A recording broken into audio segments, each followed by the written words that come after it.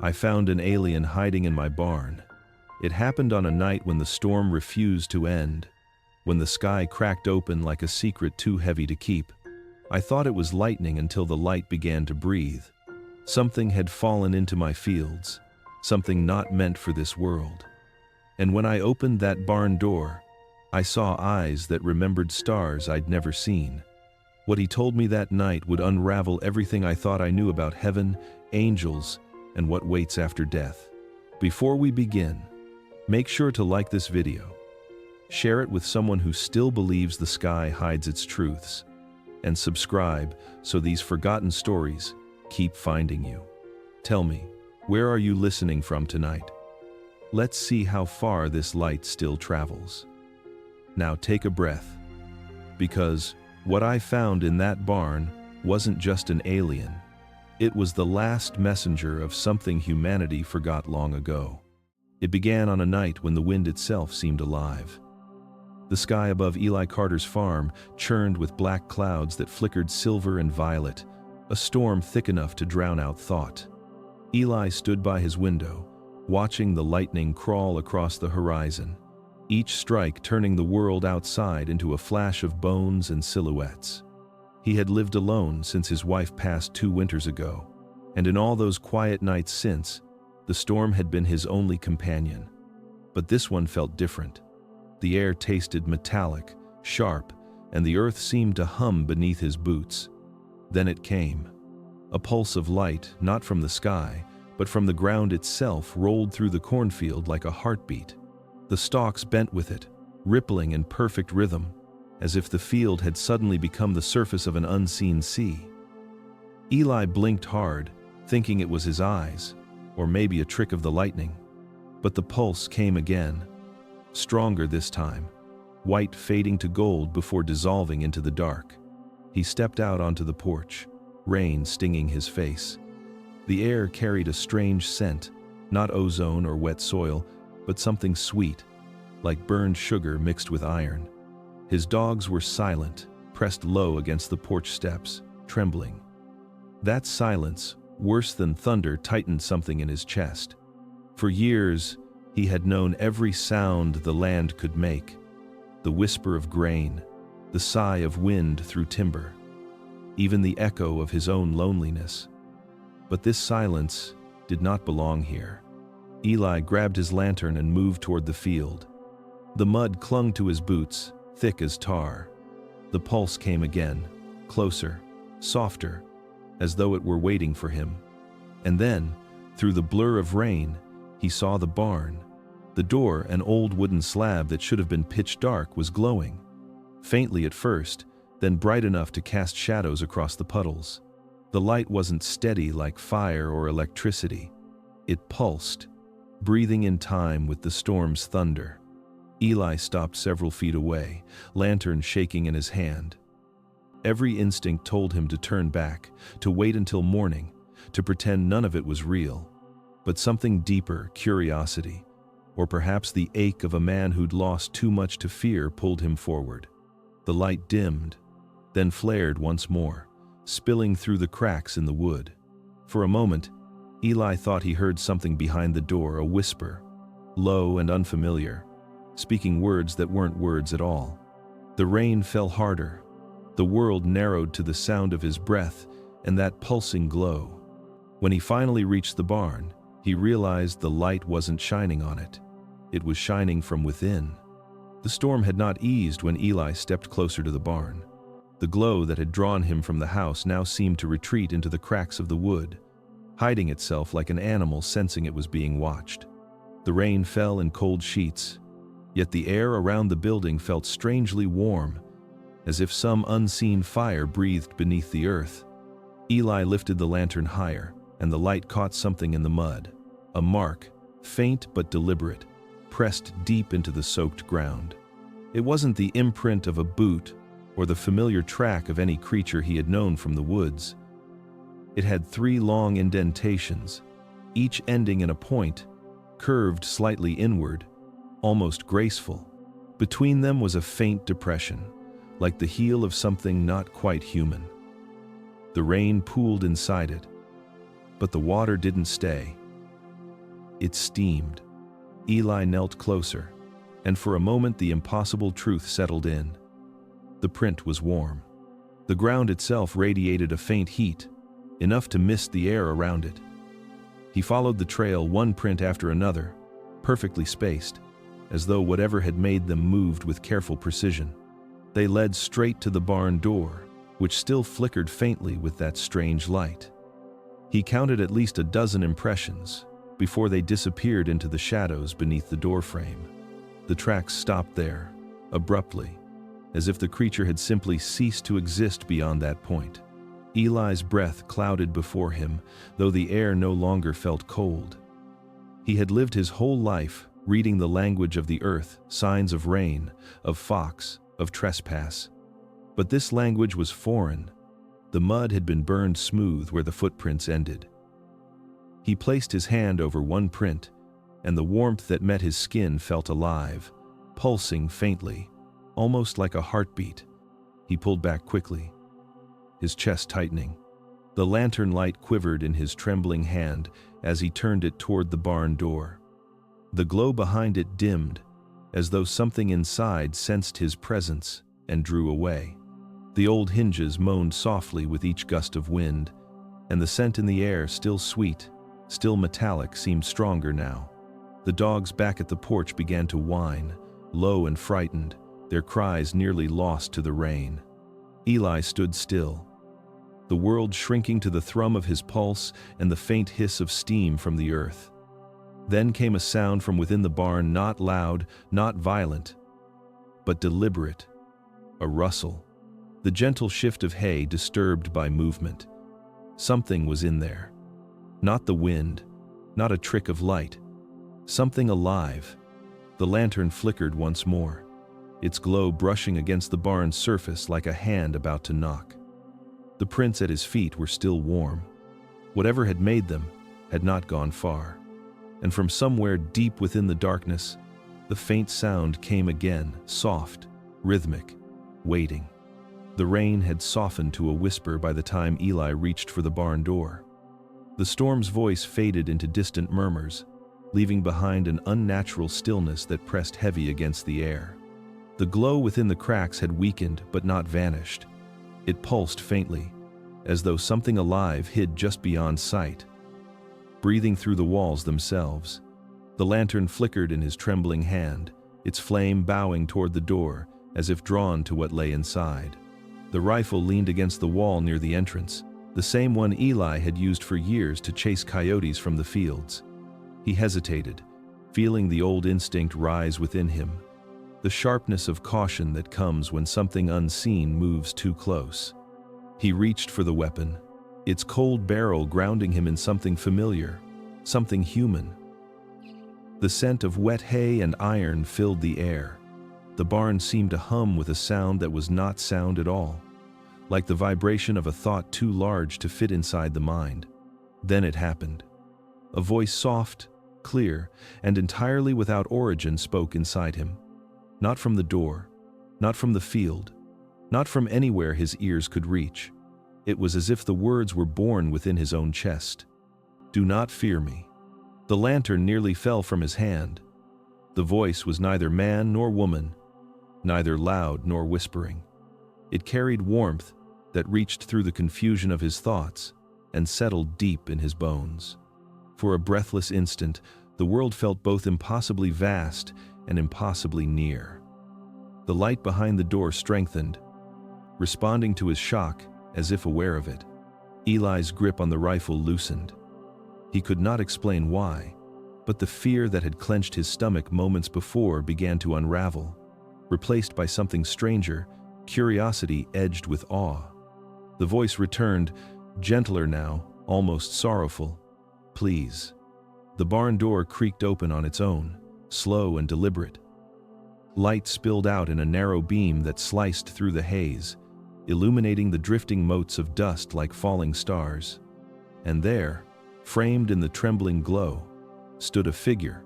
It was tall, slender, and shaped like a man, yet unmistakably not human. Its skin shimmered faintly, not with reflected light but with its own quiet radiance, as though its body remembered the sun even here in the dark. The face was smooth, almost serene, and the eyes glowed with a soft luminescence that shifted like moonlight through water. Across its shoulder, a thin trail of golden light pulsed from what looked like a wound, glowing dimly with each slow breath. For a long time, neither the storm nor the earth dared to move. Eli felt his mind stretch to contain what he was seeing. The creature stood motionless, faintly luminescent, its gaze steady and sorrowful. The words it had spoken still echoed through his thoughts, reverberating in the hollow places of his grief. And though he could not yet understand what it was or why it had come, one truth became clear in that silent, electric moment. Whatever this being was, it was not here to harm him. It was here because it had nowhere else to go. The air inside the barn felt alive, trembling with a pulse that did not belong to any living thing on earth. The lantern's dim light quivered, its flame bending toward the figure as though drawn to the strange current that filled the space. Eli stood frozen near the entrance, his breath shallow, the scent of wet hay and ozone mingling into something sharp and unfamiliar. The creature's glow painted the barn walls in pale hues of silver and gold, light slipping through the cracks and scattering into the rain outside. For a moment, it stood completely still, the faint radiance of its skin pulsing like the rhythm of a heartbeat. Then it turned slightly, and the lantern's glow caught the shape of its back. What Eli first thought to be some form of machinery shimmered into view structures that rose from its shoulders, delicate yet immense, like extensions of its very essence. They were not wings of bone or feather, not the work of metal or wire. They were made of light itself. The shapes shifted and wavered, their edges dissolving into faint trails that floated like mist before reforming again, precise and symmetrical. The light that composed them was not steady. It vibrated with a low, silent frequency, an energy that hummed at the edge of perception. Each flicker sent small ripples through the air, making the particles of dust dance as if in silent worship. They moved as though alive, breathing, flowing, folding into themselves in slow, fluid motion. Eli's eyes followed their rhythm, and for a heartbeat, he forgot his fear. The wings, or what his mind could only name as such, were neither solid nor intangible. They existed in the narrow space between matter and energy, belonging to a realm the human mind was never meant to see. The longer he watched, the more they seemed to bend reality itself. Shadows curved in impossible directions. The lantern light stuttered, unable to decide where it should fall. And then, just as he began to adjust to their impossible beauty, the wings dissolved entirely. The glow that had filled the barn faded into faint particles that hovered in the air like drifting embers before vanishing into nothing. The being stood there, suddenly more fragile, shoulders faintly trembling, its breathing slow and deliberate. The light beneath its translucent skin dimmed, and a faint trace of exhaustion crossed whatever expression its otherworldly face could hold. Eli felt the silence close around him again, heavy and charged. The memory of those wings, those living patterns of light, lingered in the air like the echo of a hymn. The sight had burned itself into his mind, too perfect and too wrong to belong to his world. The creature lowered its head slightly, as if aware of what had been revealed, and the air seemed to pulse once more, softer now, almost mournful. Outside, the storm rumbled distantly, its voice fading across the fields. Inside the barn, the last traces of light dissolved into darkness. But even after the glow was gone, the air still vibrated faintly, carrying the ghost of those luminous wings, a whisper of divinity reshaped into something no scripture had ever dared to describe. The quiet that followed was unlike any silence Eli had ever known. It was not the emptiness that filled the house after his wife's passing, nor the hush of the fields before a storm. This silence was alive, saturated with unseen meaning, like a breath held by something vast and ancient. The creature stood before him, its glow faint now, but steady, as though the pulse of its light had learned to match the rhythm of his heart. Eli could no longer trust what his eyes told him. The being's outline seemed to shift with every heartbeat, bending the air around it, shimmering in soft, spectral hues. It regarded him without movement, yet he felt its attention as surely as heat from a flame. Then, without sound, a voice entered his mind again, clear, resonant, and impossibly gentle. It carried not words but feeling. Calm, sadness, patience, and the quiet ache of someone far from home. The name formed in his thoughts like a memory rising from deep water. Aurel. The sound of it was unlike any language Eli knew, yet the meaning arrived instantly. The being was introducing itself not as a conqueror or deity, but as a traveler, a wayfarer, lost between worlds. Aurel's presence filled the space, not with fear, but with a gravity that demanded reverence. His communication bypassed language entirely. Words were unnecessary. Thought moved directly into emotion, pure and unfiltered. Each concept entered Eli's mind, fully formed truth without distortion. Aurel's story unfolded not in speech, but in flashes of understanding. A crash. Fire streaking across the night sky. The trembling of air as matter bent to forces beyond human comprehension. The barn, the light, the storm, all drawn together by the accident of his arrival. Eli saw fragments of alien constellations, endless corridors of stars seen from above, the clouds of worlds untouched by life. And through it all, one phrase echoed, deliberate and sorrowful. To observe the children of the forgotten architects. The meaning struck deep. Humanity, the children watched by something that had once walked among their ancestors. The phrase carried no arrogance, only remembrance, as though Aurel spoke of a promise left unfulfilled. The architects were not gods, yet they had built the framework of what would one day become belief. They had come to shape, to teach, and then to disappear, leaving behind stories that twisted into myth. Eli felt the weight of that revelation press against him like invisible gravity. In that small barn, beneath the smell of rain and hay, he was standing before a being whose kind had watched humanity rise from darkness. And now, one of them was here again. Broken, stranded, reaching across the thin veil between wonder and faith. Aurel's light flickered once, a pulse of thought rippling outward. It was both farewell and plea, gratitude and grief entwined. Eli understood only part of it, but the emotion was clear enough. The visitor from the stars had not come to conquer or to be worshipped. He had come to remember what creation had forgotten and to see whether its children still knew how to listen. The glow that had once filled the barn had dimmed to a fragile shimmer. The storm outside drifted east, leaving behind a silence so deep it pressed against the skin.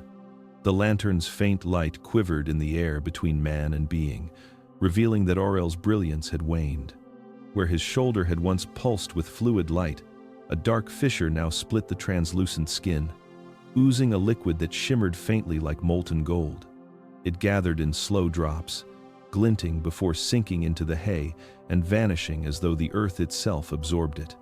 The scent in the air changed, no longer the familiar musk of soil and grain, but something sharp and metallic, edged with sweetness. The glow from Aurel's wound flickered in rhythm with each invisible breath, weaker each time. The truth of him unfolded gradually in Eli's mind, layer by layer.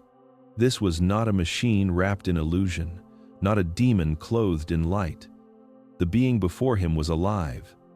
It bled, trembled, and fought to remain conscious. The pulse of its light slowed as though exhaustion had begun to claim it. Eli knelt close, drawn by instinct stronger than reason. The warmth radiating from Aurel's body felt unnatural but not cruel. It was the heat of something burning itself to survive. The golden fluid continued to seep through the crack in his skin, its glow faint yet defiant. Aurel's thoughts reached him again, weaker this time, a whisper that brushed the edges of comprehension. Exposure. Danger. Both of us. The words carried more feeling than language, and Eli understood enough to know that whatever force sustained Aurel was leaking into the air, dissolving invisibly, threatening them both. The creature's biology was not meant for this world. The very atmosphere seemed to corrode it. The light within his veins dimmed, flickered, then steadied again. Fragile, but unwilling to die, Eli's mind wrestled with disbelief. The old stories from the Bible, the myths whispered by his grandmother about beings who fell from the stars, angels of flame and light, they all seemed to echo here, refracted through the reality before him. But this being was no angel. It was not divine, not monstrous. It was simply alive, caught in the wrong world, trying not to fade. He looked again at the strange wound and felt a chill crawl up his spine. The golden blood had burned tiny patterns into the hay, circular markings that shimmered faintly before evaporating into air. The symbols were not random. They pulsed in intervals, like coded messages meant for no human eye. The thought filled him with awe and dread in equal measure. Aurel's glow dimmed further, his form becoming less distinct, edges dissolving into the dark. His final thought in that moment brushed Eli's mind, like the memory of a voice carried on wind. If the light escapes too long, it learns to feed on what remains. Hide me. The meaning settled in Eli's bones like frost. Whatever this being was, whatever ancient knowledge it carried, its death here could awaken something far worse. The barn, once a simple shelter of wood and labor, had become the fragile border between two worlds, one of earth and one that pulsed beneath the skin of reality itself. The night deepened into a silence that felt older than the storm. The last rumble of thunder had faded beyond the horizon, leaving only the whisper of dripping rain from the barn's roof. Inside, the air was thick with the scent of iron and ozone, the residue of a presence that did not belong to this earth. The lantern's flame burned low, trembling as though even the fire itself feared the truth hanging in the stillness. Aurel remained motionless, his golden blood dimming to faint threads beneath his translucent skin. His light flickered in quiet rhythm, fragile but steady. A dying ember clinging to the dark. Eli could feel thought pressing at the edge of his mind, an unspoken current, words forming not in sound but in feeling. Fear lingered there, sharp and alive, but not his own. It came from the being crouched before him, the same presence that had appeared radiant and unshakable only moments ago.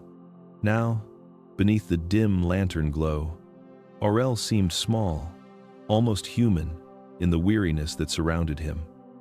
Something hunted him, something far beyond Eli's imagination. The question rose unbidden, trembling in Eli's mind like a prayer he did not remember asking. "What are you hiding from?" The air itself responded, vibrating faintly as though the world hesitated before letting the answer fall.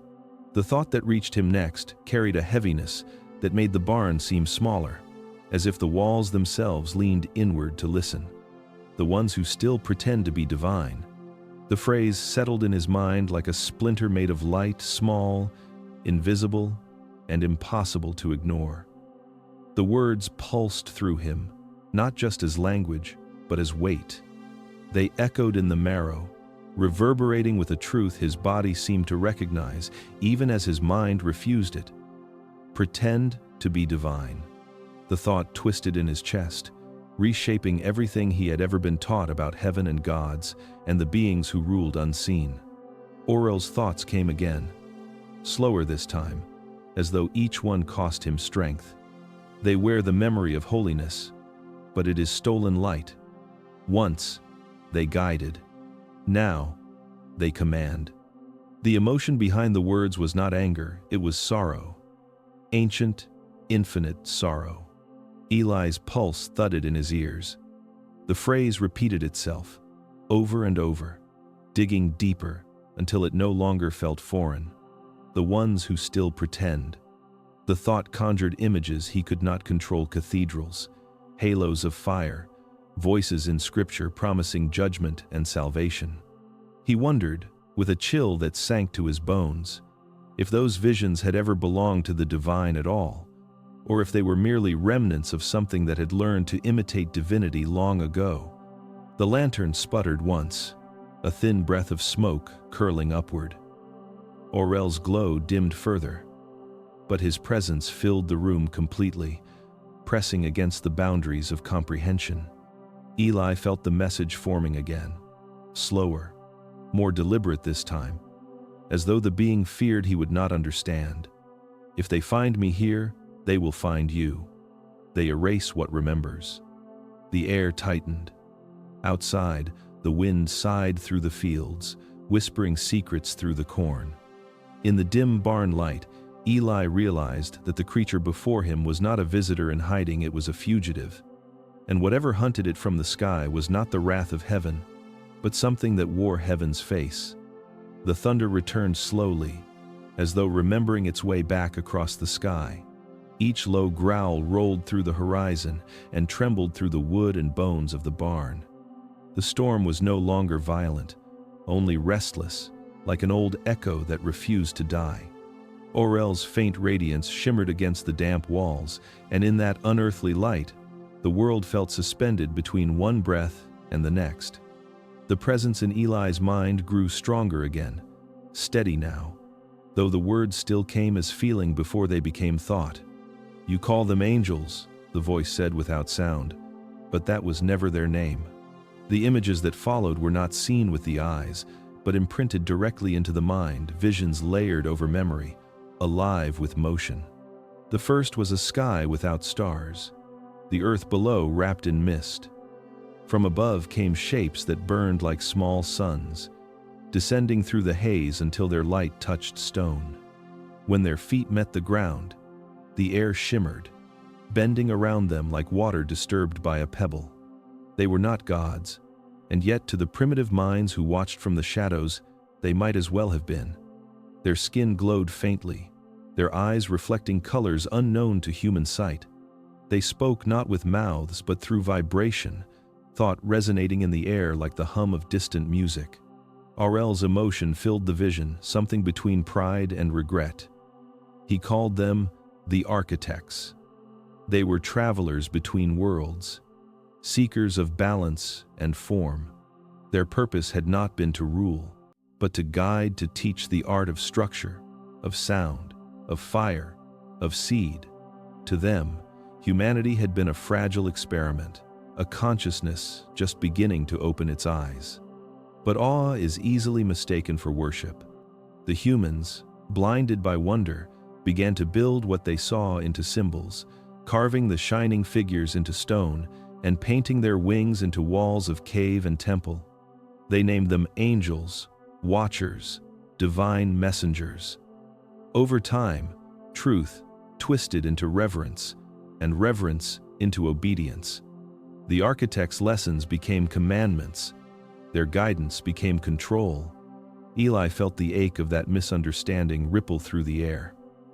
The images shifted, flames rising in early cities, men lifting idols toward the heavens, priests speaking in voices that did not belong to them.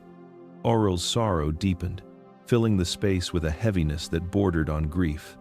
"We came to build, not to be adored," the thought whispered. But light reflected too long becomes blindness. The thunder outside cracked once more, shaking dust from the rafters. Eli felt his heartbeat sync with the rhythm of that storm, as if the truth itself pulsed through the air. Aurel's glow flickered in harmony with the sound, the faint trace of gold in his veins catching the light like dying embers.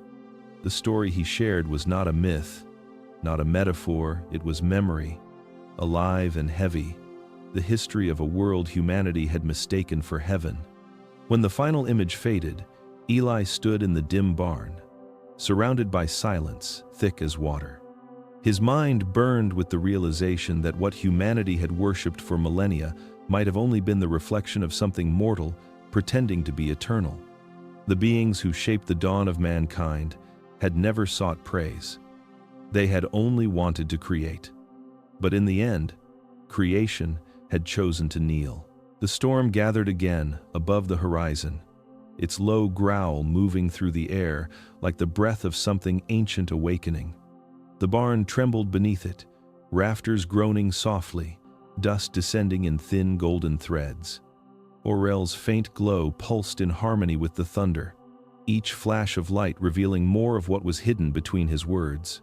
Eli felt the weight of unseen memory building, as if the air itself waited to remember what the world had long tried to forget. The being's presence grew inside Eli's mind, not as sound but as vision. The walls of the barn dissolved, and darkness opened around him deep, endless, filled with shapes of flame and shadow. He could not tell whether his eyes were open or closed. Time seemed to loosen its hold, spilling backward through millennia until the world was new again. The sky above him was not blue but violet, thick with clouds of ash and dust. He saw the first fires of humankind, small and trembling beneath cliffs painted in the color of blood. The air shimmered, and from that brilliance descended the architects. They came not as conquerors, but as teachers of form. Their bodies glowed with soft radiance, not blinding, but warm and magnetic, calling life to rise from chaos. Around them, the air folded in waves, shaping itself into patterns, circles, spirals, and luminous lines that drew the attention of those who still crawled beneath the bones of the earth. The humans, fragile and trembling, gathered near the fires and lifted their faces to the light. They did not understand language, but they understood wonder. The architects' every movement carried meaning. When they extended their hands toward the sky, the tribes began to follow. When they drew symbols into the sand, those symbols became the first words. Eli felt the emotion of those first moments, fear mingled with reverence, confusion blooming into devotion. The architects guided their evolution not through domination, but through imitation. They taught by existing, by radiating the truth of what creation could become. They showed the shaping of stone, the harnessing of flame, the carving of bone into tools and art. Humanity learned to dream by watching them.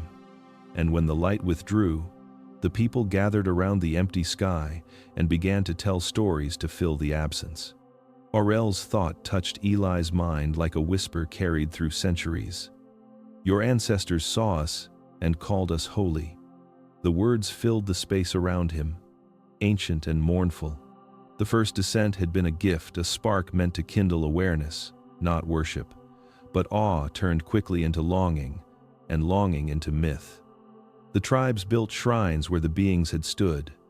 They carved their glowing shapes into stone walls, etched them with halos and wings so that their descendants would not forget. But they did forget. They remembered only the light, not its purpose. Eli saw it all unfold like a great wheel turning, fire becoming prayer, science becoming religion, gratitude transforming into obedience. The architects withdrew to the stars, believing their task complete, yet humanity had already begun to crown them as gods. What was meant to inspire creation had birthed faith instead, and in faith lay the seed of control. The vision faded slowly, the barn returning in fragments, the scent of rain, the hum of insects, the low creak of wood. Aurel's glow was faint now, but steady, the same warmth that had guided ancient eyes upward. Eli stood trembling, his heart heavy with the knowledge that the divine had never been divine at all, only misunderstood. The first descent had shaped everything that followed: the rise of temples, the birth of worship, the hunger for heaven. Humanity had mistaken architects for angels, and in that single error had built 1,000 religions to chase what was never lost, only misremembered. The thunder outside rolled again, echoing through the fields like the voice of the past refusing to sleep. And in that sound, Eli understood the terrible beauty of truth. The heavens had never spoken to man. It was man who had looked at the stars and decided they were listening. The vision did not fade at once. The light that had filled Eli's mind began to tremble and fracture, each fragment revealing another layer of a story that was older than the soil beneath his feet. Aurel's glow flickered faintly, but his presence grew heavier, denser, as if the memories he was sharing carried a weight even he struggled to bear. The air around them shifted again, and Eli's perception expanded, reaching into a place beyond time. He saw the world as it had been after the first descent. Humanity was awakening, climbing from its primitive haze, guided by the architect's gentle design. Villages had become settlements, language had become law, and the first sparks of civilization burned brightly across the earth. For a time, harmony ruled. But harmony is fragile, and creation, left to its own devices, learns to hunger. Aurel's thought echoed in his mind, soft and sorrowful. Not all remained as they were. The image changed. Among the luminous beings who had once descended to teach, a few began to linger too long among humankind. They grew fascinated by admiration, by the way eyes lifted toward them with reverence. In that reverence, they discovered something intoxicating power born not from light, but from submission. The first fracture began with a whisper. Why guide them when they could worship instead? Eli saw it unfold as if standing amid the dawn of corruption. The luminous beings who had once shone with selfless brilliance began to alter their radiance, reshaping it into symbols of authority. They crowned themselves with the halos humans imagined, clothed themselves in flame, and called it holiness. They began to demand offerings, not of stone or grain, but of obedience. Humanity, still trembling with awe, obeyed. Villages became kingdoms, councils became thrones. The balance that had once bound heaven and earth broke, replaced by a hierarchy born of illusion. Aurel's sorrow deepened. His thought resonated like a prayer spoken to no God. Heaven was never above, it was among you. The meaning of the phrase settled heavy within Eli's chest. The idea of heaven, the shining world beyond the sky, had never been a realm apart. It had always been here, woven through the fabric of life, shared between beings of light and flesh. But when the messengers claimed divinity, they severed that unity. They rose above only by pushing humanity beneath. Eli saw the consequences ripple across ages. The corrupted messengers seeded conflict in the name of order, pitting tribe against tribe, faith against faith. They whispered laws that chained souls to fear, disguising control as devotion. Humanity began to forget the architect's first lesson, that creation was meant to be shared, not ruled. The ancient fires of learning dimmed as temples replaced them, and worship silenced wonder. The voices that once sang to the stars began to beg instead. Aurel's light flared briefly, a flicker of pain and memory. We watched as they built kingdoms in our image.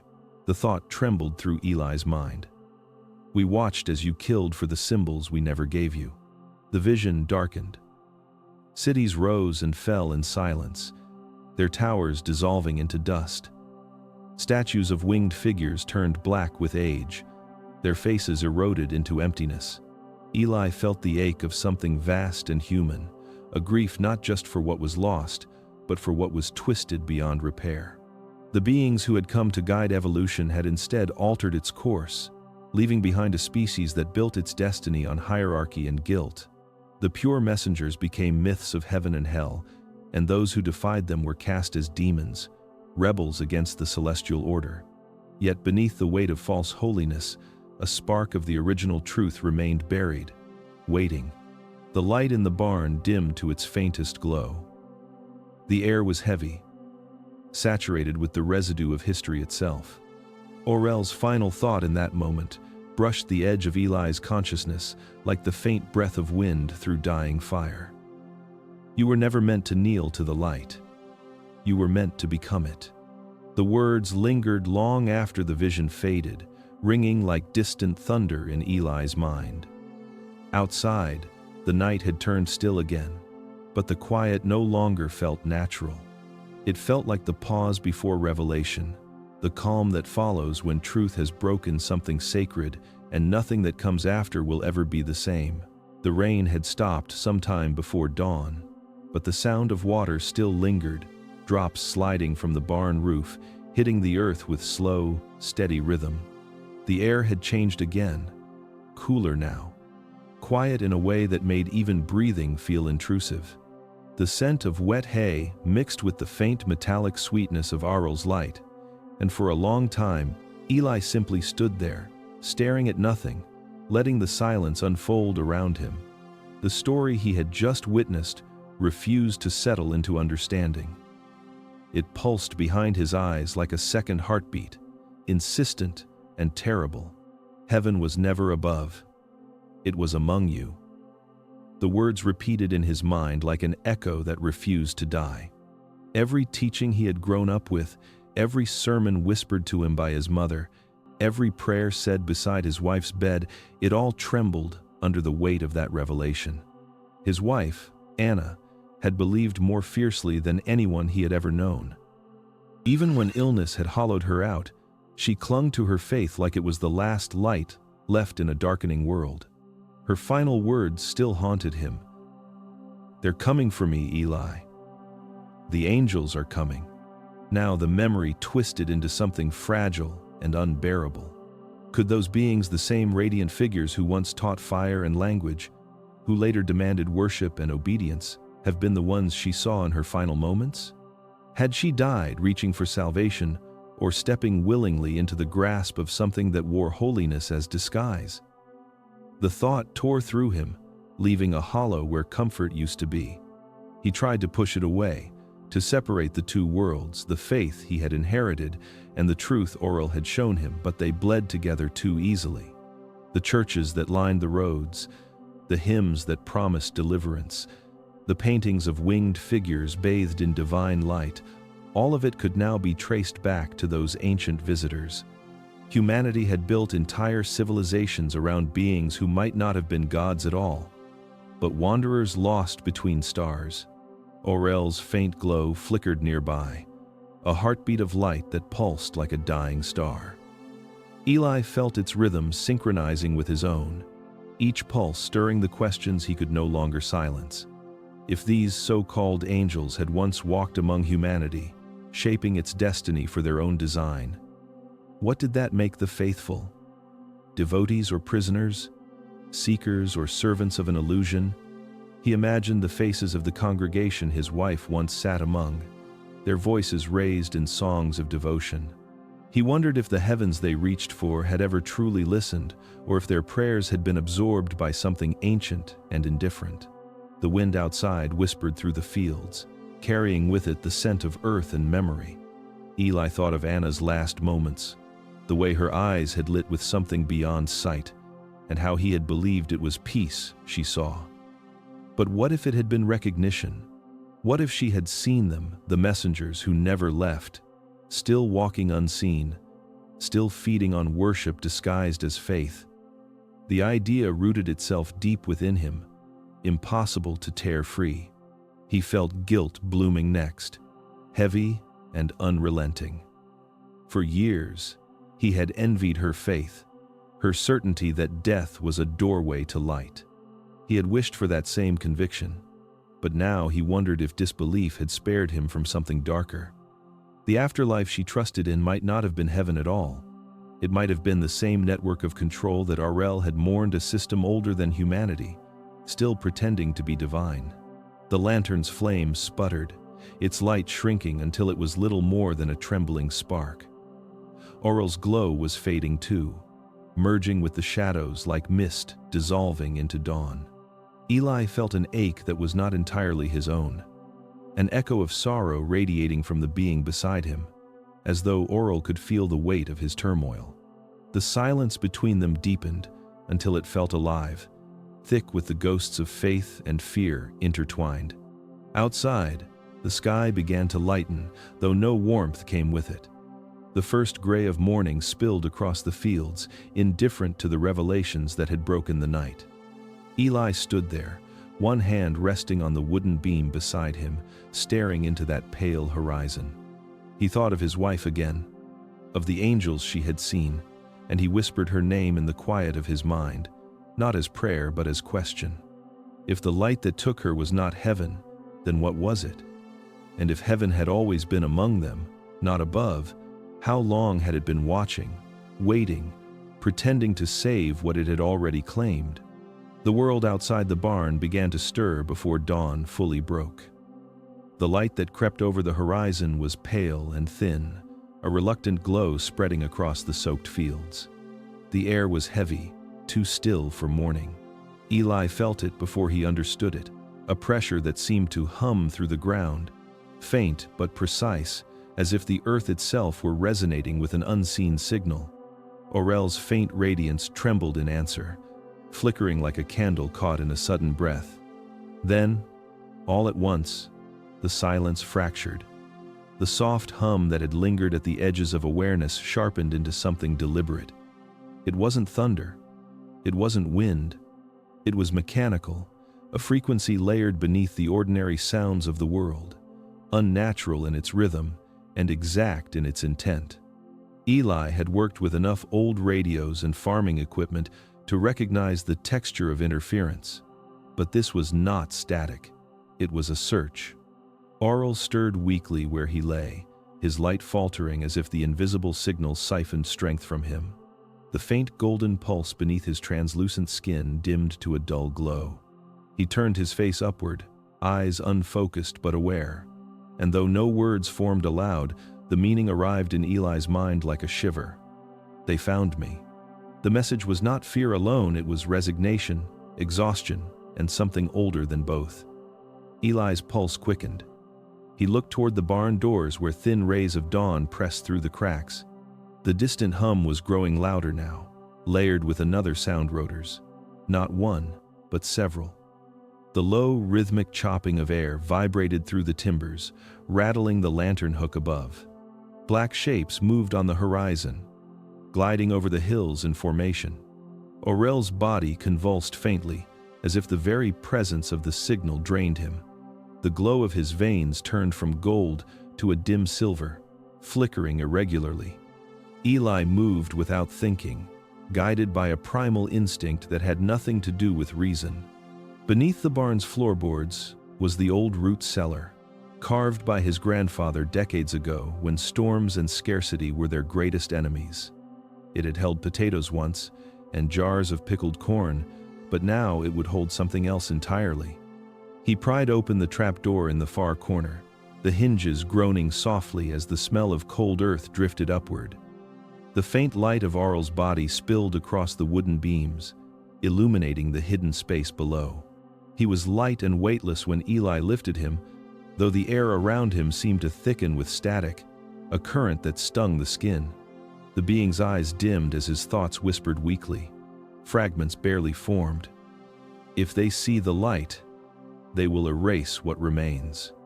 Eli lowered him gently into the cellar, pulling an old blanket over the glowing figure.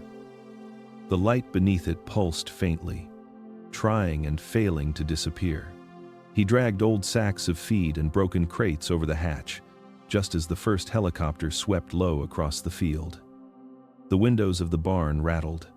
Dust fell from the rafters. The rhythmic drone filled the sky, an artificial thunder rolling over the land. Eli crouched by the hidden door, heart pounding, listening to the machine's roar circling above. Through the thin slats of the wall, he saw shadows sweep over the crops, sleek and black, faceless shapes moving in perfect formation. A strange, metallic clicking echoed faintly between the distant engines, followed by short bursts of static. It was not human speech, but coded communication, digital and exact. They were searching for a signal, not a person.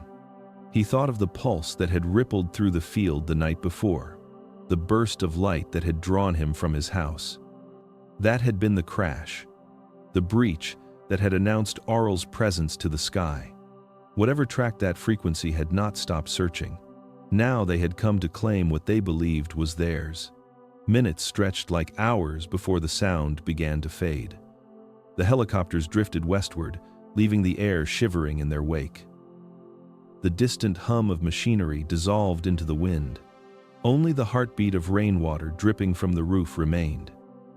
Eli waited longer still, frozen in that silence, before he moved the crates aside and lifted the trapdoor once more. The glow beneath had weakened further, Aurel lay unmoving, light barely pulsing under his skin. His thoughts reached out faintly, a whisper on the edge of fading consciousness. You should not have helped me. They will come again. They always come. Eli said nothing, though the words echoed in his bones. The storm had passed, but he knew the true danger had only just begun. Above them, the morning sun finally broke through the clouds, spilling a pale, indifferent light across the barn. It touched the earth that had hidden the fallen being, a silent witness to the secret, now buried beneath it, a secret that hummed softly, unseen. Waiting for the sky to return, the morning settled into a silence that felt heavier than the night before. The helicopters had vanished, swallowed by the horizon, but their echo lingered in the sky, faint and uneasy. Dust drifted lazily through the shafts of pale light that pierced the cracks in the barn walls. The smell of rain and iron hung in the air, mingling with something sharper, an energy that hummed faintly beneath the surface of the world. Eli had barely slept. Every time he closed his eyes, he saw the machines above and the pale glow beneath the floor. When he lifted the trapdoor again, the air around the opening felt warmer than it should have been. Aurel still lay hidden in the root cellar, but his light had changed. It no longer flickered with pain or exhaustion. It pulsed slowly, rhythmically, like a heart reawakening. For a moment, Eli thought he saw something else moving down there, not with form, but with presence. A faint shimmer that reached toward the walls, brushing against the objects in the dark as though curious. Among them was an old wooden cross, nailed years ago to the beam above the cellar door. The wood was darkened with time, edges rough, carved by Eli's grandfather when faith was the only thing their family had to hold on to. The glow beneath the floor grew brighter as Aurel's awareness returned. The being's eyes opened slowly, their light reflecting off the rough grain of the wood above him. For a long while, nothing moved. Then a vibration stirred the air, soft and deliberate. Eli did not hear words, but the meaning came like breath through glass. They turned light into law. The phrase seemed to live inside the space, echoing through the boards and the air itself. Aurel's faint hand lifted toward the cross, his fingers trembling with the effort. The moment his skin, or what resembled it, brushed the wooden surface, the world seemed to shift. A hum rose, deep and resonant, as if the old timber remembered something buried in its grain. The cross, once inert and forgotten, began to glow faintly at the edges, not with the pale warmth of candlelight, but with the same golden luminescence that flowed through Aurel's veins. The light crawled along the wood's grooves, tracing the imperfections like rivers of memory. For a heartbeat, the barn itself seemed to hold its breath. Eli watched in silence, transfixed. The glow from the cross deepened, its faint aura illuminating the shadows of the cellar and spilling upward into the air above. It wasn't blinding, it was gentle, almost reverent. Yet within it was a quiet sorrow, a mourning for something sacred that had been lost. Aurel's energy pulsed once more, and the hum softened into stillness. The glow faded, but not completely. A faint outline of light remained, etched into the wood like a scar of remembrance. The meaning of his earlier words sank deeper with every second. They turned light into law. Eli understood, though he wished he didn't. The architects, the messengers, whatever they had once been, had come bearing knowledge, not dominion. Humanity, in its longing to define the divine, had taken that infinite light and caged it in commandments and creed. The cross was not their symbol. It was a monument to misunderstanding, a fragment of memory repurposed into control. The hum faded completely, leaving behind a silence that felt changed, alive. Aurel's glow dimmed again as exhaustion returned, his form sinking deeper into shadow. But the cross above him remained faintly luminous, as if it had awakened from centuries of sleep. The golden hue clung to its surface like an echo, a reminder that even symbols forged from faith carried within them the fingerprints of the beings who had inspired them.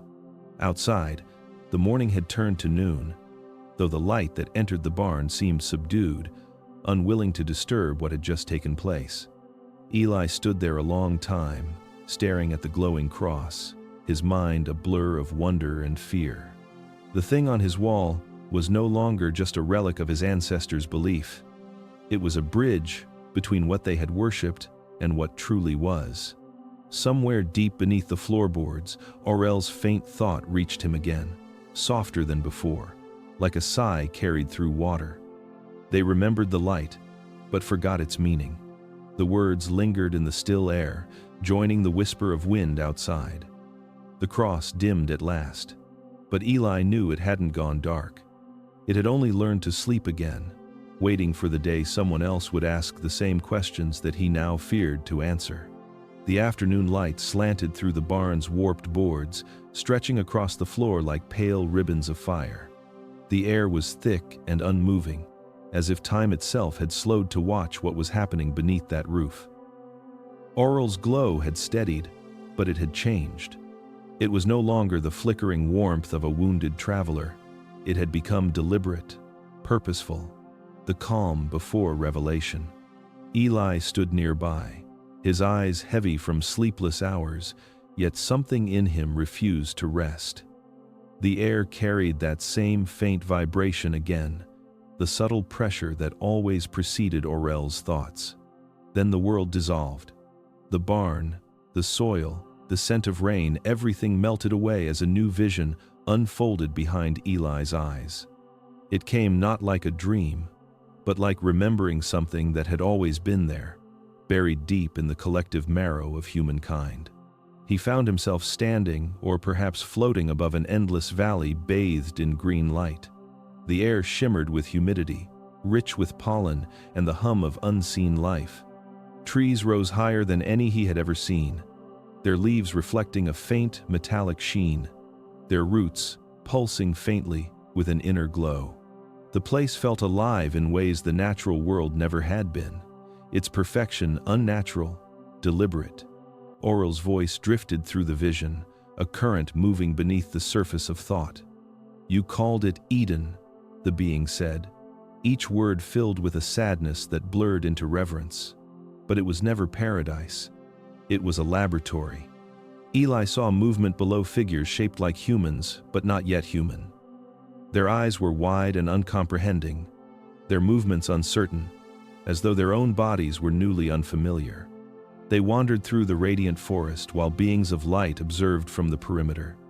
The architects moved silently, their forms half material, half luminous.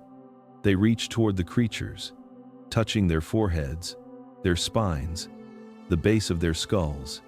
With each touch came a flash of gold and a shift, posture straightening, awareness expanding, faces lifting toward the sky. The first genetic uplift, Aurel whispered in thought. Not creation, but modification.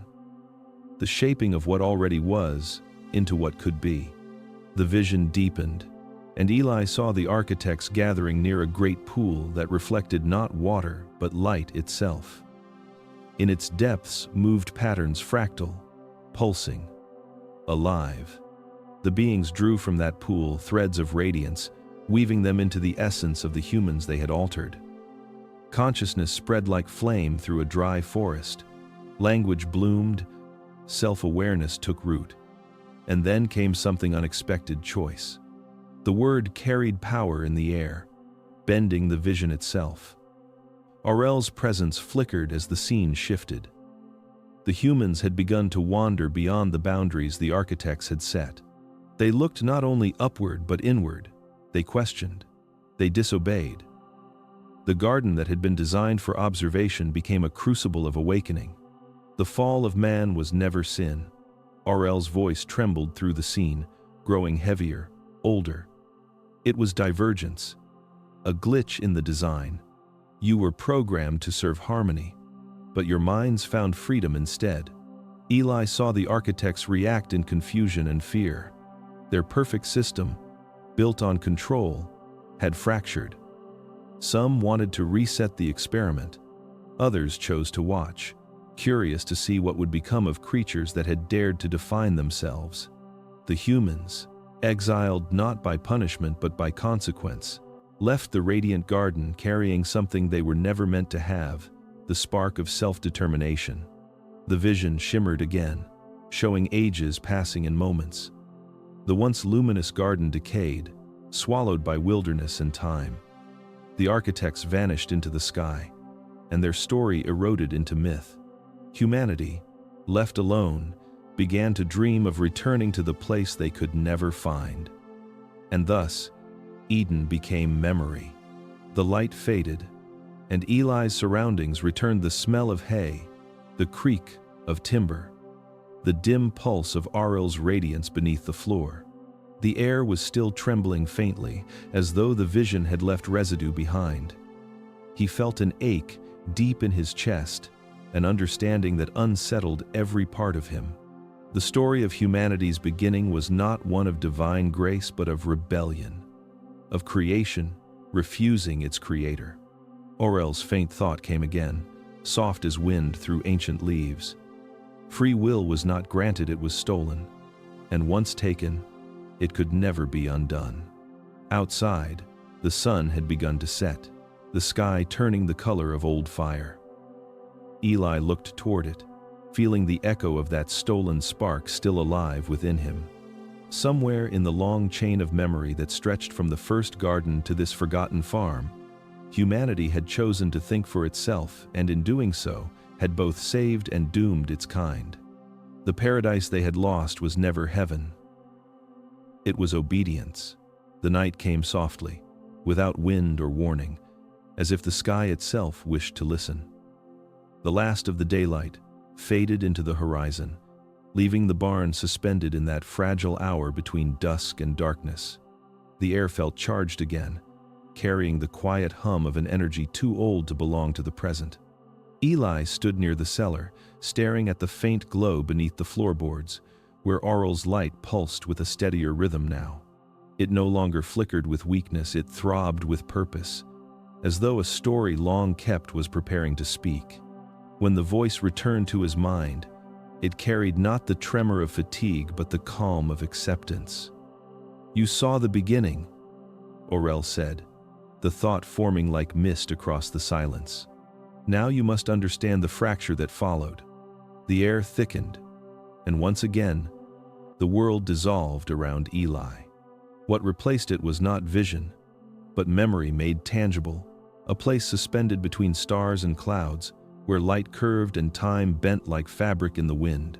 He saw figures of radiance standing upon what seemed like nothing, their forms flickering in gold and silver hues. Each one glowed with the calm authority of those who believed themselves to be divine. Aurel stood among them, though his light was different, softer, touched by something warmer than the sterile brilliance of the others. The council of beings pulsed in a slow, unified rhythm, communicating through thought and vibration rather than sound. Their collective message rippled across the void like an unbroken wave. Rule over them. Shape them. Keep them within order. Eli felt Aurel's resistance like a discordant note in the perfect harmony. His light flared faintly, a gentle defiance rather than an act of war. They are alive. The thought resonated through him. They deserve freedom, not obedience. But the council saw compassion as contagion. To love what was made was to blur the boundary between maker and creation, to threaten the very hierarchy that defined their existence. In that moment, Aurel and a small handful of others refused. They turned away from the order, their light dimming by choice rather than force, lowering their frequency to match the fragile heartbeat of the beings below. It was an act not of rebellion for power, but of empathy. And for that, they were condemned. "We chose empathy," Aurel whispered into Eli's mind, the words trembling with memory. "For that, we were exiled from your sky and ours." Eli felt the weight of that exile settle deep within him. The phrase carried loneliness beyond human measure. These beings, who had once walked among the stars, had been stripped not only of their station but of belonging itself. Cast from the heavens for choosing love over dominion, They became wanderers, watchers drifting unseen across the edges of worlds, observing what they were forbidden to touch. The vision shifted again, showing Aurel and the others descending through layers of light that grew heavier with each step. Their brilliance faded until they were little more than pale embers moving through shadow.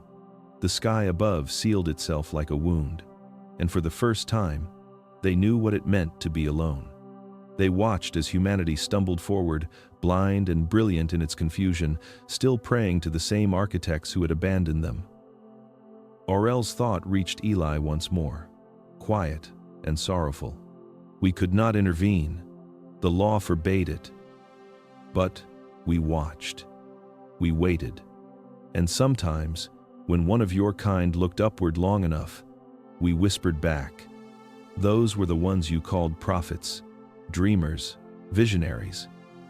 We tried to keep the flame alive, even when it burned us to do so. The vision faded, leaving only the barn again, the night pressing gently against its walls. Eli stood motionless, his breath shallow, the gravity of the revelation settling into him like sediment at the bottom of a deep sea. Above him, through the cracks in the roof, a few thin stars glimmered faintly. They looked different now, no longer distant, but watchful. Aurel's glow dimmed once more, but this time it was not from weakness. It was reverence.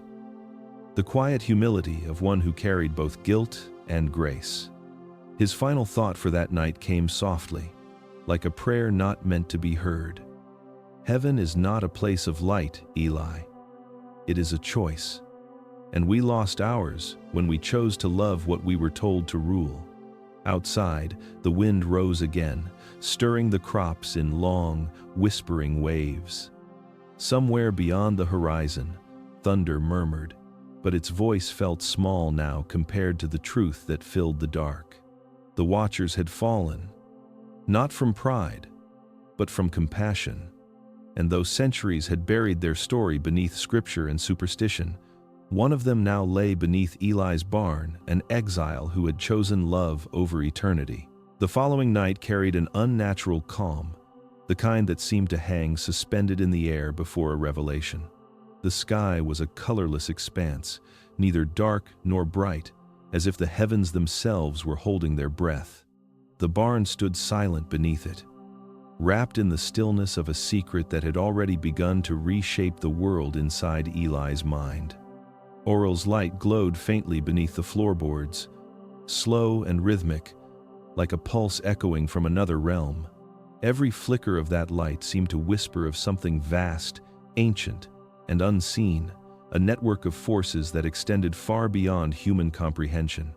The thought came without warning, slipping into Eli's consciousness as naturally as his own heartbeat. The intervention never ended. The words carried weight, the kind that reshaped understanding before meaning could even settle. The glow from below brightened, casting shifting patterns across the barn walls, and within those reflections came the vision, subtle at first, then consuming. The world dissolved into layers of light and sound, forming images that belonged to neither dream nor memory. He saw the sky from far above the earth, a thin sphere of blue cradled by darkness. Around it moved vast structures of invisible design, pulsing in coordinated rhythm. Streams of energy connected them like veins, each one channeling frequencies that bent the very fabric of reality. Aurel's voice moved through this vision, not loud but all-encompassing. Every few centuries, when your species drifts too far from balance, we intervene. You call it divine correction. We call it protocol. Images flickered like lightning, ancient temples crowned in flame, figures descending in radiant armor, blind witnesses kneeling in awe. The angels of history stood revealed not as ethereal spirits, but as beings cloaked in light-born technology. Their presence generated phenomena the human mind translated as miracles. Levitation, healing, voices from the sky, each act carefully engineered, each appearance calculated to redirect civilization's course without exposing the machinery behind the myth. We gave you signs when language failed.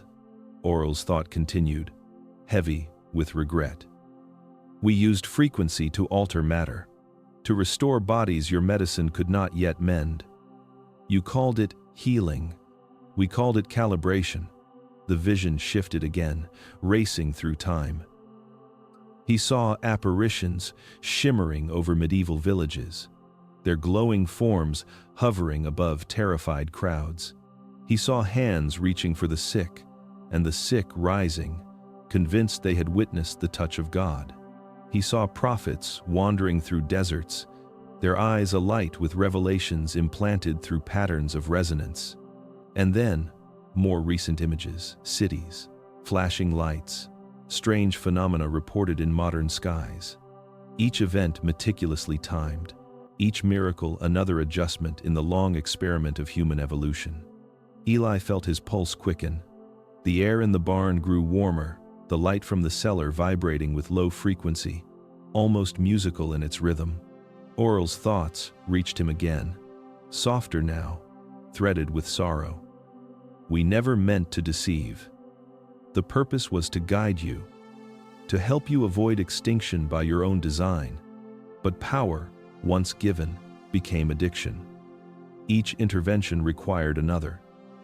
Each appearance shaped a new faith. And so we created the very gods you still pray to. Eli's mind reeled. The realization struck with quiet violence. Every miracle, every vision, every whisper of heaven that had ever shaped human history had been part of this system. Not divine mercy, but management. Humanity had been steered like a river redirected by unseen hands, guided toward progress and belief, yet never allowed to discover the truth of its own origin. The light below dimmed, then steadied again. Aurel's presence felt weaker, but his message pulsed with the strength of final confession. The angel protocol continues. It has never stopped. Even now, emissaries walk among you. Some are not aware of what they are. Some are born carrying fragments of us within them, vessels meant to influence the tide of your species without ever knowing why.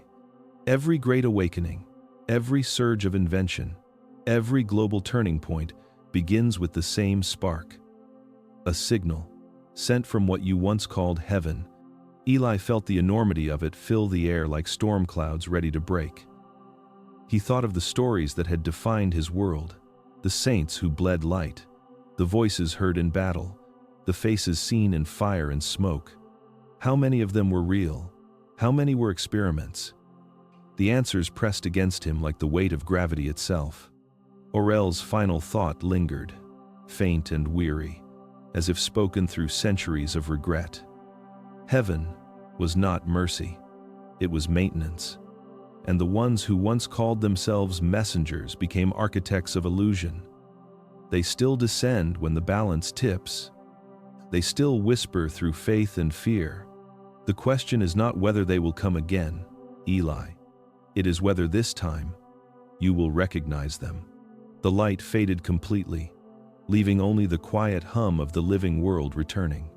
Outside, the wind stirred the grass, and somewhere in the distance, a single flash lit the horizon, not lightning, but something colder, sharper, watching from the sky.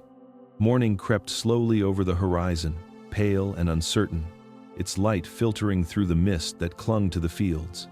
The world outside the barn was still, a breath held between one truth and another. Inside, the silence had deepened into something weightier, as if even the air understood that time was running out. Aurel's glow had dimmed to a whisper. The once golden pulse that illuminated the cellar, now faint and intermittent, like the heartbeat of a dying star. Eli had not left his side since the previous night. The revelation of the angel protocol still echoed through his thoughts, but its enormity no longer mattered. Whatever this being had once been, messenger, exile, or something older, now he was simply a presence fading into nothing. The light that had once filled the room now flickered weakly beneath the floorboards, casting trembling reflections against the walls.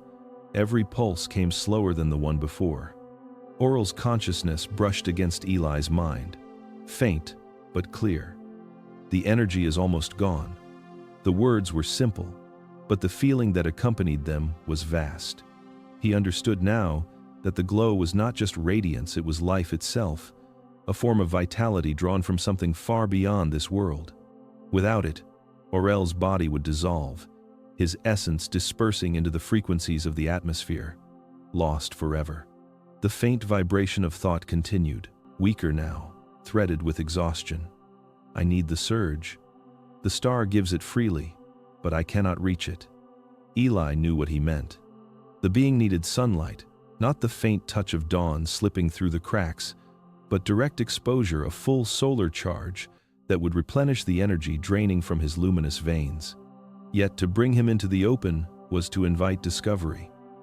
The helicopters had not returned, but the silence they left behind felt like a trap waiting to spring.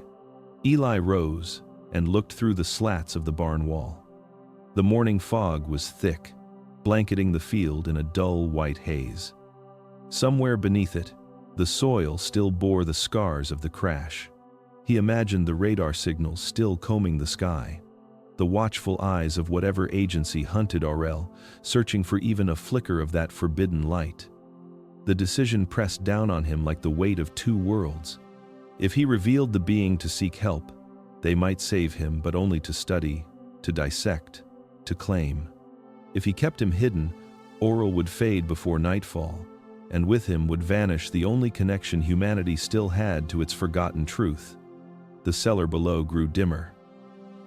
The soft hum that once filled the space faltered, then returned, weaker than before. Eli could feel it through the wood, the slowing rhythm of a life not measured in blood, but in energy. His heart clenched at the thought of watching that light go out. The being who had spoken of ancient rebellions and divine illusions was not a god or a monster. He was something heartbreakingly fragile, alive in a way that transcended biology yet shared its vulnerability. The thought came again, thinner now, as though reaching through static. The light is memory. When it dies, I will forget myself. Eli closed his eyes, the words burning through him. He saw again the garden that had never been paradise, the watchers who had chosen empathy, the civilizations steered by false miracles. Aurel carried the last thread connecting all of it. To let that thread break was to let the truth vanish back into myth. But to expose him would mean betraying the one being who had trusted him with it. The fog outside began to thin. Sunlight broke through in fractured shafts, spilling across the barn roof. The air seemed to tremble with anticipation. Beneath the floor, the faint glow stirred one final time, sensing the nearness of what it needed most. Eli felt it in his chest, a call that was not in words but in energy, a pull between survival and secrecy. He stood motionless at the edge of the trapdoor, the world narrowing to a single impossible choice. The light was dying, and with it, everything he thought he understood about creation and faith. The first rays of the morning sun slipped through the cracks, brushing the barn floor with gold. For an instant, the air shimmered, and the faint hum below answered, weak but alive. Eli knew then that time had ended. Whatever he chose, the cost would not belong to him alone. Somewhere in that trembling glow beneath the floorboards, the remnants of heaven waited silent, dying, and still trying to reach the light. The horizon was already bruised when the storm returned, a vast wall of clouds swallowing the sky in silence before the first rumble of thunder crawled through the air. The wind had shifted, no longer warm but heavy, carrying a scent of ozone and something older, a charge that tasted like metal on the tongue. Eli stood in the barn doorway and watched the gray distance flicker with veins of light, each flash bending the shadows for a moment before plunging the world back into its trembling dark. Beneath the floorboards, the faint hum that was Aurel's heartbeat had weakened to a whisper. Every pulse seemed to cost him more strength than the one before. His light had thinned to a faint shimmer barely visible beneath the cracks in the wood. When his thoughts reached Eli now, they came in fragments, the edges blurred by exhaustion. The storm. It returns. The surge is near. Eli looked to the sky. The air itself seemed to vibrate, filled with the electric murmur of a gathering force. Aurel's earlier words echoed in his mind. The star gives freely, but the current of the storm can awaken it faster. It was a gamble that could either restore the being or destroy him entirely. Yet waiting meant certain death. The light beneath the floor flickered once, then dimmed almost completely, leaving the barn wrapped in stillness. Then, for the first time since his arrival, Aurel rose. The boards above him shivered with a low hum as his weakened body lifted, weightless, emerging into the half-dark like a ghost formed from the last breath of dawn. His skin no longer glowed with steady gold, it shimmered faintly with threads of silver and blue, a fractured reflection of what he once had been. Each step he took toward the open air seemed to pull at the world around him, the dust and light bending in quiet reverence. Outside, the wind howled across the fields, flattening the crops into trembling waves. The sky had become a living thing, its surface rippling with lightning that refused to fall. Eli felt the pull of the storm before he heard it, the magnetic hum that wrapped itself around bone and thought alike. The clouds rolled low, black and metallic, as if the heavens themselves were being stretched thin. Aurel reached the roof and paused. His light pulsed once, weak but deliberate. The wind tore at him, threatening to scatter what little energy he had left. Yet he stood there, head tilted toward the dark vault above, as though listening to a voice buried deep inside the thunder. The first bolt struck miles away, splitting the sky in silence. Then came another, closer, so bright that it turned the landscape white for the span of a heartbeat.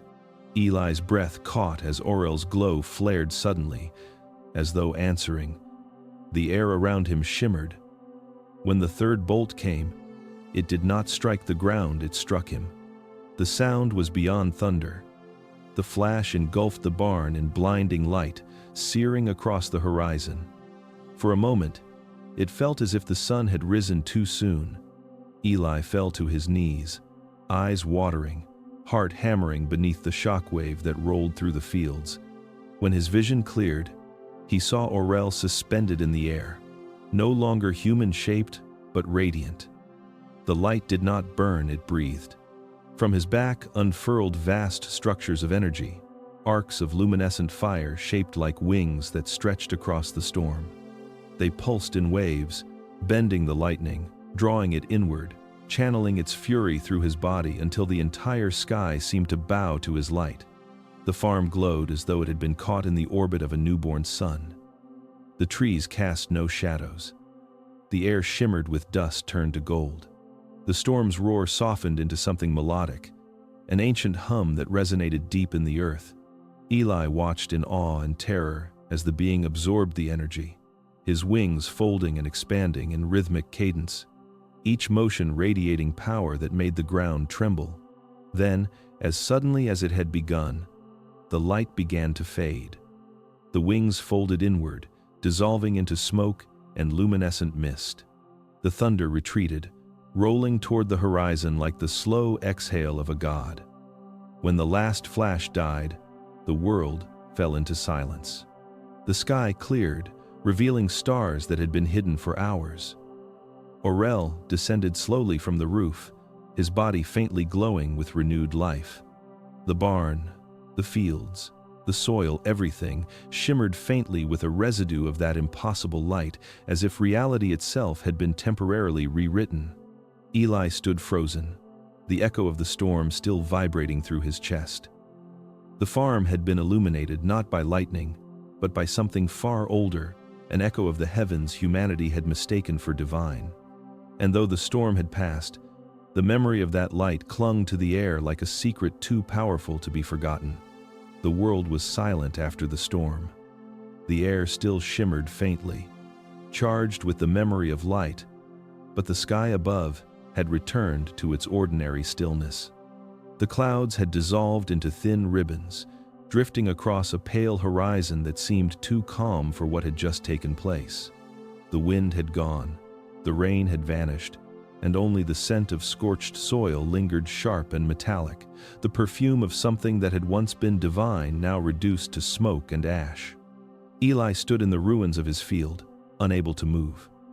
The barn door hung open behind him, its wood splintered and glowing faintly where the lightning had struck.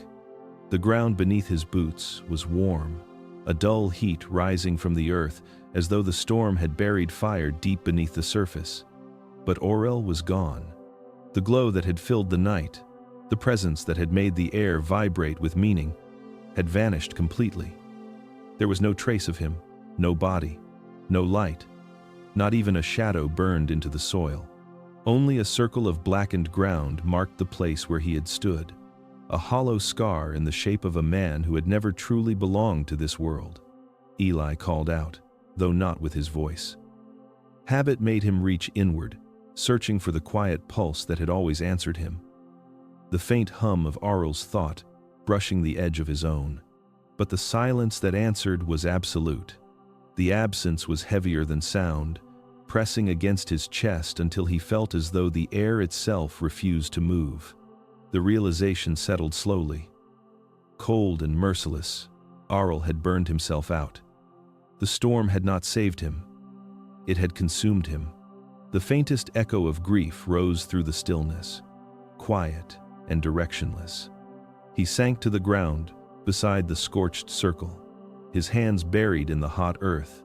The soil was smooth there, vitrified by the heat, as if the lightning had melted it into glass. He stared at the reflective surface until he saw his own face, staring back, a man hollowed by wonder and loss. Then something stirred. It was not a sound, not a whisper carried by wind, but a tremor inside his skull, a vibration that pulsed softly behind thought. For a moment he mistook it for his heartbeat, but it was slower, steadier, deliberate. And then it spoke. "I am within you now." Eli froze. The words were neither heard nor imagined. They were felt, unfolding in his mind like light breaking through darkness. He turned sharply, expecting to see the familiar figure standing behind him, radiant and wounded. But there was only the empty field, glowing faintly in the morning light. The voice came again, softer this time, threaded with a calm that was not his own. "The body is gone. The current remains. The vessel changes, but the source endures." He realized then what had happened. The storm had not destroyed Aurel, it had transformed him. The lightning that had struck him had scattered his energy through the air, through the ground, through the very atoms of the world. Some fragment of that brilliance had found its way into Eli. The consciousness that once filled the barn with golden light now pulsed quietly within the chambers of his own mind. The sensation spread through him slowly. His vision blurred for a moment, colors sharpening to impossible clarity. He could feel the static of the earth beneath his hands, the hum of energy moving through the roots of grass and the iron veins of the soil. The air around him vibrated faintly, alive with invisible rhythm. It was not possession, not control. It was presence. Aurel's consciousness, woven now into his own. "You will not hold me for long," the voice continued gently. "The fusion is temporary. The storm gave me refuge, not permanence. But before I fade, I must show you what lies beyond the threshold, the place your kind was never meant to see." Eli's pulse quickened. His thoughts were no longer solitary. He could feel two streams of awareness moving through the same space, his human fear mingling with something vast and unshaken.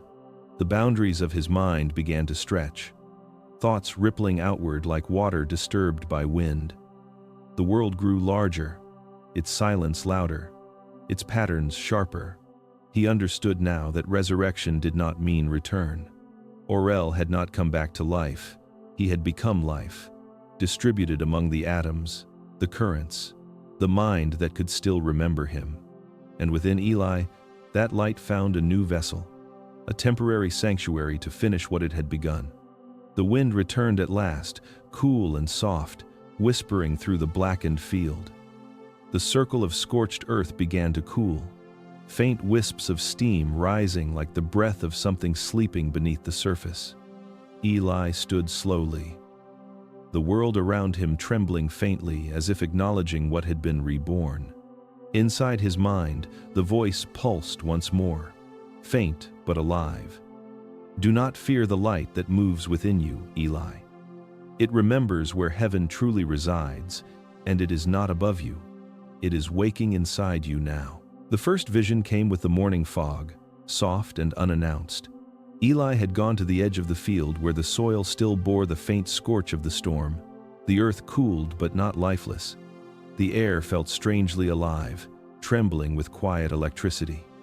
When he blinked, the world shifted. For a heartbeat, the ordinary morning dissolved into something layered and luminous. The field shimmered with light that did not come from the sun. Each blade of grass, each drop of dew, seemed to glow with a pulse of hidden energy. When he turned toward the farmhouse, he saw faint outlines moving through the mist people, not entirely solid, drifting like after-images left by memory. They shimmered faintly, some surrounded by halos of warm gold, others cloaked in dim gray that seemed to absorb the light around them. Eli's breath caught as he realized what he was seeing. These were not ghosts. They were echoes. The voice that now lived inside his mind spoke softly, its tone both familiar and vast. "The energy that binds life leaves its trace upon the world. What you see are impressions, resonances, of those who touched the current before you." As the fog thickened, the world began to unfold like a layered tapestry. The barn behind him flickered between present and past its roof, new one moment, then splintered and ancient the next. In the overlapping visions, he saw figures kneeling beneath the same rafters where Aurel had once stood. Their faces lifted toward beams of impossible light. It was the same pattern repeating. Century after century, people staring upward, trembling before beings who had descended through storms and flame. He felt the pulse of those moments, the awe, the fear, the surrender. Everywhere he looked, history bled through reality. The cornfields rippled, revealing shadows of an older world. Tribes gathered around a burning tree, their skin marked with paint that glowed under the strange light descending from above. Beyond them, another image took form, a cathedral filled with kneeling pilgrims, the air dense with incense and radiance. Over their bowed heads hovered shapes of fire, not wings but energy, arcing in delicate symmetry. The pilgrims cried, calling the light holy, never knowing they were repeating what had already happened countless times before. Eli's pulse quickened as the layers deepened. The ground beneath him shimmered, and he glimpsed yet another age, a battlefield, strewn with armor and ash. Among the dying walked luminous forms, touching the fallen, their light transferring into broken bodies that rose again with blank eyes. He felt the echoes of reverence, of terror, of misunderstanding. Each generation had seen these moments and built its own religion around them. The angels had come again and again, not to bless or punish, but to recalibrate, to correct the pattern of humanity's path. The voice of Aurel drifted through him like wind through glass. "You are seeing the recursion. Every age receives its visitation. Every culture shapes it into faith. The light adapts to the eye that beholds it." The images blurred and overlapped. Ancient shrines melted into city streets.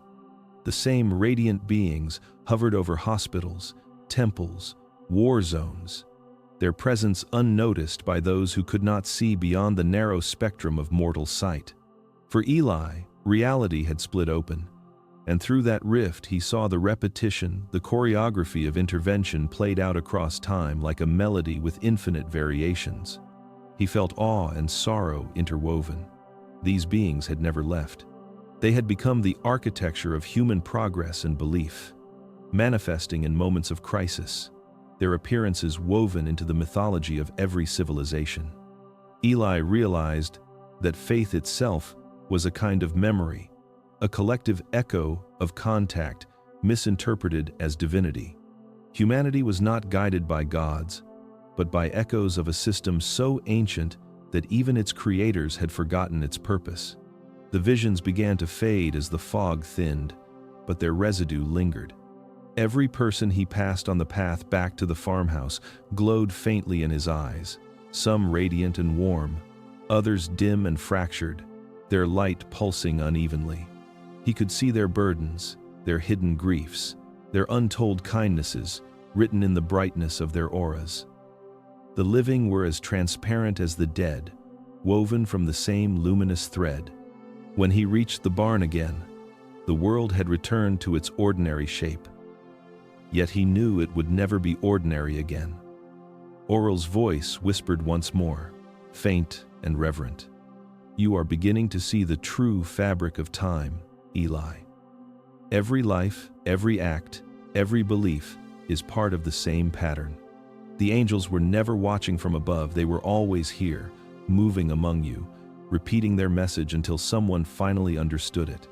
Eli stood in the golden light of dawn, the world around him still humming with unseen brilliance. The visions had passed, but the afterglow remained, as if the veil between heaven and earth had thinned forever, and he, now bound to the memory of light, could never again unsee what humanity had mistaken for God. The world had grown quieter since the visions. The colors of morning looked sharper now, more deliberate, as if the very light of the sun carried hidden intent. Eli moved through it like a man walking between two realities, aware that one existed within the other. Every sound, the hum of insects, the sigh of wind through the grass, seemed to vibrate with an unseen rhythm, a language his mind was only beginning to translate. The presence of Aurel remained faint within him, no longer a separate voice but an undercurrent that resonated with his own thoughts. It was through that connection that the truth began to unfold. It came not as words but as sensation, a wave of understanding that washed through his awareness. The world around him began to shimmer, the air thickening with invisible light. The soil, the trees, even his own body began to pulse with faint energy. Through Aurel's memory, Eli saw existence from a perspective unbound by flesh. Reality was not divided into earth and heaven, sin and salvation. It was an ocean of frequencies, infinite in its scale. Every consciousness, a vibration upon its surface. Heaven and hell, Aurel revealed, were not places at all. They were states of resonance, measured not in distance but in harmony. The highest frequencies vibrated near what he called the source, the pure current from which all consciousness was born. Those who lived with compassion, with awareness, with the willingness to expand beyond themselves, attuned to those higher frequencies naturally, rising closer to the luminous field that humans once named paradise. But the opposite was also true. Every act of cruelty, every thought rooted in greed or fear, lowered the vibration, pulling the mind further from that current until it drifted into cold isolation.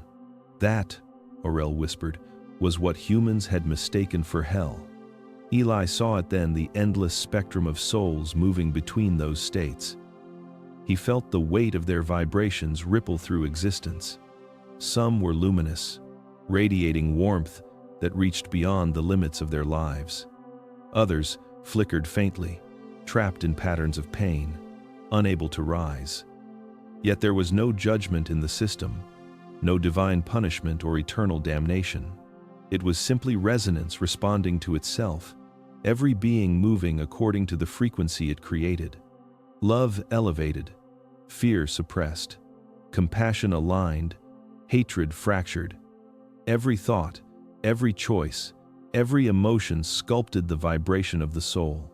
The vision deepened until Eli could see the flow of consciousness stretching across the cosmos, vast rivers of light connecting stars to one another. He saw how entire civilizations rose and fell upon these waves of energy, their collective resonance shaping the fate of their worlds. Planets where beings lived in unity glowed with radiant calm, while others steeped in violence sank into shadow, their frequencies heavy and slow. Earth, he realized, shimmered somewhere between bright in places. but scarred by discord, vibrating like an instrument played out of tune. Aurel's memory pulsed through him again, soft and sorrowful. The higher the resonance of love, the closer to source. The lower, the further you drift. The phrase repeated, weaving itself into Eli's thoughts until it became truth. Heaven was not a reward waiting after death. It was a frequency one learned to inhabit through living. Hell was not a pit of fire, but the echo of a consciousness that had forgotten its origin. Salvation was alignment, not escape. Eli opened his eyes and saw the barn as it truly was, not a structure of wood and earth, but a cluster of luminous particles vibrating together in temporary agreement. Even his own body seemed translucent, each breath sending ripples of light through his chest. The understanding was both humbling and terrifying. Every moment of kindness altered the vibration of the entire field, and every cruelty pulled the fabric of existence a little further from harmony. Humanity had never been waiting for heaven, it had been shaping it, moment by moment, without knowing. The light within him pulsed faintly, and Aurel's consciousness stirred once more. "You see it now," he whispered, his tone reverent. "The architecture of eternity is built in every heartbeat. The source does not punish or forgive. It only responds. When you love, you remember it. When you fear, you forget." Eli stood in the quiet glow of that revelation, the morning sunlight now indistinguishable from the inner light pulsing within him. The sky above no longer felt like distance.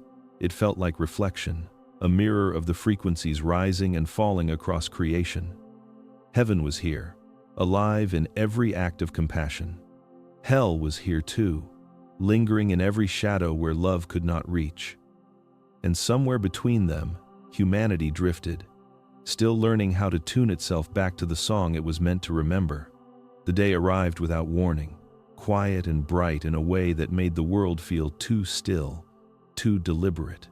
The morning air had a weight to it, not heavy but dense, as if reality had begun to thicken around the edges. Eli knew before Aurel spoke that something was changing. The faint light that had lingered inside him for days, that pulsed softly beneath his thoughts, had begun to fade. It wasn't dying this time, it was withdrawing, unraveling itself thread by thread from the weave of his consciousness. The silence between them had always been alive, filled with subtle vibration. Now it carried a tremor of finality. When Aurel's voice came, it was softer than before, almost human in its imperfection. "The current weakens. I must ascend before the frequencies merge completely. If I stay longer, we will become one mind, and neither of us will remain ourselves." Eli stood in the doorway of the barn, staring out across the fields that had been both battlefield and sanctuary. The land looked peaceful again, but beneath that peace, he could feel the quiet hum of unseen movement, the resonance of everything Aurel had revealed. The fields, the air, the trees, even the insects carried faint signatures of light. It was as if the storm had awakened the hidden skeleton of creation, the invisible geometry of existence, and now all of it shimmered softly beneath the ordinary world. Inside his mind, Aurel's light pulsed slower now, like the last beats of a tired heart. "You will forget parts of this," he said, his tone more tender than it had ever been. "The human mind cannot hold frequencies beyond its nature. Some memories will fade, not through loss, but through protection. Yet your world will soon remember. The awakening has begun." The words vibrated deep within Eli's chest, resonating in the spaces where language could not reach. He wanted to ask what ascend meant, where Aurel would go, if it was back to the source or to some other unseen realm. But he sensed that questions belonged to the part of him that was already beginning to dim. The knowledge had been given, the frequencies shared, and now understanding had to take the place of explanation. The barn filled with faint light again, not blinding, not physical, but like dawn, seen from behind the eyelids. Dust rose in spirals, caught in invisible currents that hummed with warmth. The air vibrated gently, every sound folding into a quiet harmony. Eli could feel his pulse matching it, his breath aligning with some rhythm far older than human time. Through the thinning connection, Aurel's essence flickered one last time. When I go, the echo remains. You will not hear my voice, but you will feel the pulse of it in moments of silence. When the wind bends toward you, when light trembles before a storm, remember that consciousness is not bound to form. The architects were never gods, they were fragments of the same source that you are. The illusion of distance between heaven and earth is ending. The presence inside him grew lighter, stretching upward, as if drawn toward something just beyond the reach of sight. Eli closed his eyes, and for a moment, he felt the sensation of being both grounded and infinite, his feet in the dirt, his mind in the stars. The separation between them began to dissolve, not painfully but beautifully, like two rivers diverging after sharing the same course. Then, the light inside him rose. It ascended in silence, passing through him like breath through glass. He felt the warmth recede, not leaving emptiness but space, a quiet vastness filled with the echo of everything Aurel had been. For a moment, the world around him shimmered, the sky rippling with faint concentric waves of gold and silver that spread outward from the barn into the horizon. Then, the light vanished completely. Eli opened his eyes to a world unchanged, yet utterly different. The fields swayed in the wind. The sky stretched endless and blue. The birds sang as they always had, unaware that the frequencies beneath their wings had shifted forever. His mind felt strangely hollow, yet within that hollowness, there was peace.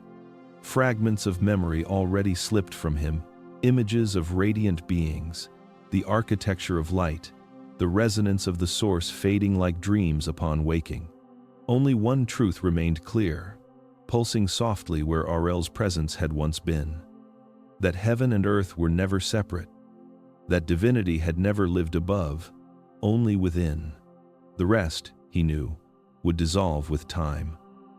But the world itself, the collective pulse of humanity, would remember when the hour came. As the last of the light faded from the air, a whisper stirred within the wind, almost too faint to notice.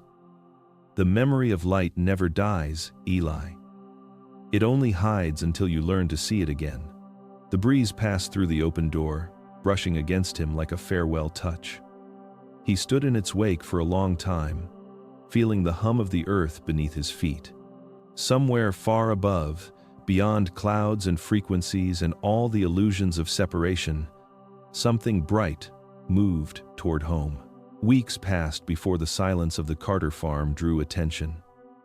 The storm had long since moved on, but what it left behind refused to vanish.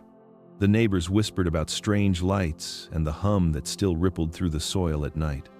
Even when the sky was clear, compasses spun near the barn, and radios picked up faint signals that spoke in tones instead of words. The government called it an electromagnetic anomaly, a residual discharge from the storm that had struck the land. But Eli knew the storm had been more than weather. It had been a doorway. The investigators came in quiet convoys, arriving at dawn with devices that blinked and clicked like restless hearts. They moved across the fields in silence, taking soil samples, measuring frequencies, recording invisible fields of energy that pulsed through the air like ghostly tides. None of them could explain the pattern. The readings spiked near the old barn, forming perfect concentric rings that expanded and contracted as if the earth itself were breathing. When questioned, Eli spoke little. He offered coffee, answered politely, and watched them work with a calm that unsettled the younger ones. At night, when they were gone, the quiet would return. The air would settle into its old rhythm, the crickets would resume their song, and the hum would soften until it became almost indistinguishable from the whisper of the wind. Eli walked the fields alone, barefoot in the cool soil, his hands brushing against the young corn that had begun to grow again. The earth felt different now, alive in a way he could not describe. When he touched the ground, he felt faint warmth. as if something buried deep below still remembered the fire of that night. The memories of Aurel were fading, just as he had promised. The details were blurring around the edges, like ink dissolving in water. Eli could no longer recall the shape of his face or the exact sound of his voice, but the feeling remained, the pulse of light that once lived inside him, the echo of truth that had bent his understanding of everything. Sometimes he wondered if he had dreamed it, if the being from the storm had ever truly existed. But then he would close his eyes and hear it again, faint and resonant. Not in words, but in tone, a frequency that stirred the air around his heart. The sky that summer was clearer than he remembered. The night stretched long and luminous, the stars sharp enough to look alive. Each one seemed to hum softly, 1,000 distant signals singing to one another across the void. He had learned to listen now, not with his ears, but with the part of himself that Aurel had awakened, the quiet center where the human soul touches the infinite. One evening, as the sun sank behind the distant trees and the fields glowed with the soft fire of twilight, he paused by the edge of the barn and looked upward. The sky was a deep ocean of blue and silver, endless and serene. Then, across that still expanse, a faint golden light appeared. It streaked across the heavens, slow and deliberate. Not like a meteor, but like something alive, something choosing to be seen. It left behind a trail that shimmered and pulsed before dissolving into the stars. Eli's breath caught, not in fear, but in recognition. The warmth spread through his chest again, gentle and familiar, like an old song remembered in fragments. Then, carried on the cool wind that moved through the fields, came a whisper not from the sky above, but from the quiet resonance that lived within him. The angels were never sent to judge you. They came to remember you.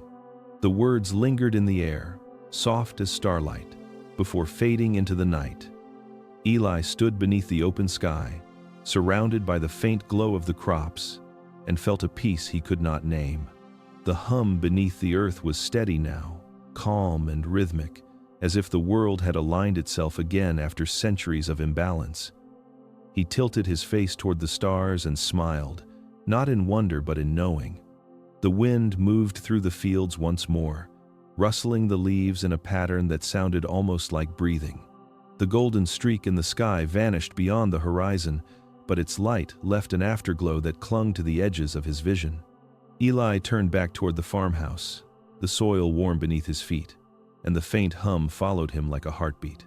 Somewhere, far beyond the visible world, the resonance of a forgotten order rippled through the cosmos. The architects who had once fallen, the watchers who had chosen empathy, the frequencies of heaven and earth, all of it continued to move in harmony, one vast current returning slowly to its source. And on a small farm beneath a quiet sky, one man carried within him the faint echo of that eternal light. The world had not ended. It had remembered.